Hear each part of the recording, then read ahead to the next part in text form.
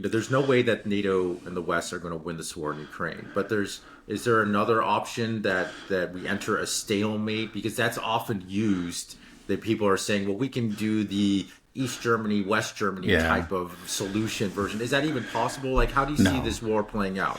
Okay, why not? Right. Okay. Yeah. It's kind of funny.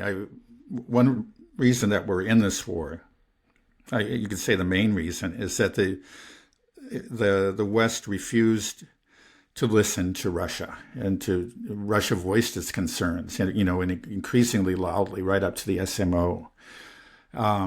And we've refused to listen to them. We refused to take any of it seriously. It's just like we simply brushed all the concerns about NATO, Ukraine and its possible accession to NATO. We brushed all those aside. And then when, of course, the end result is that we got the war that we have.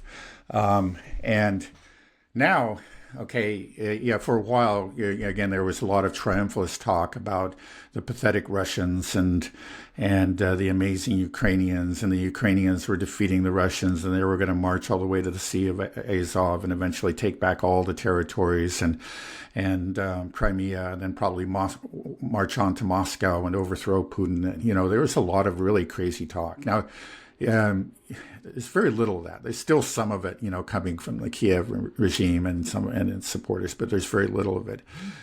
So now the current talk is about a stalemate, or they admit, the Russians are moving forward, but at tremendous cost. Essentially, this is all of a very clever strategy on the part of Ukraine. Is that they're letting the Russians advance, but exacting this huge toll on the Russians. And again, I say that's all nonsense.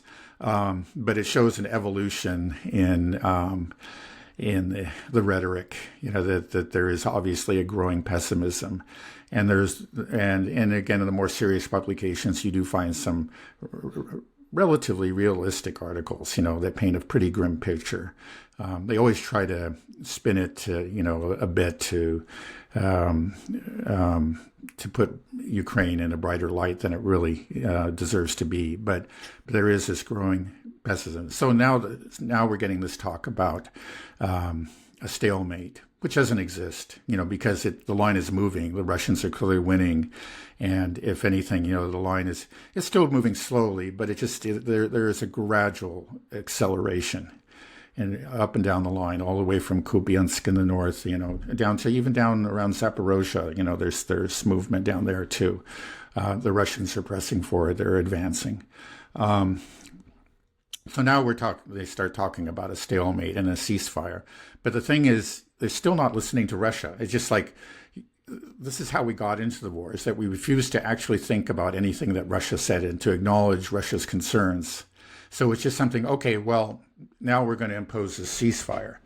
But to impose a ceasefire, you have to get the agreement of Russia. And has anybody talked to Russia? Has anybody paid attention to what they said? And they're saying that, no, we're not going to consider a ceasefire. We did that in the past, and we were fooled. You used the ceasefire to build up the forces of Ukraine, and then we ended up where we are now.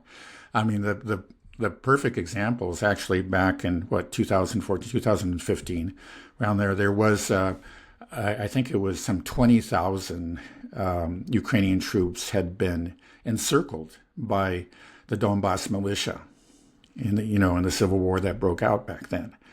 And then, it was Merkel that actually paid a personal visit to the Kremlin and representing, the Western powers, and said, and it was through that meeting and subsequent phone calls that the Minsk Accords were drawn up. Later all the different powers met in Minsk, Belarus, and that's how we got the Minsk Accords. And it was right there on the verge of a tremendous victory, by the Donbas militia. Okay, say, oh, no, let's talk peace. It's time for a ceasefire. Okay, the Russians to agree to it. Now the Minsk Accord. And so the next approximately 8 years,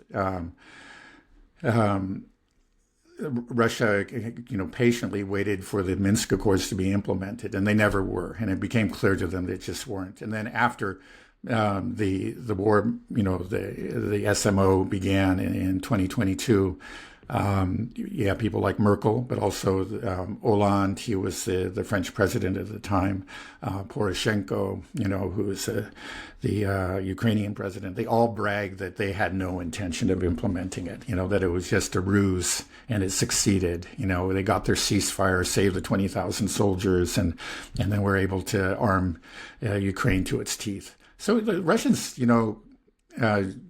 haven't forgotten that. Putin is actually clearly is very, very bitter about that. And so, no, this time we don't have a ceasefire until we get a real agreement, that's enforceable, and and all our conditions are met.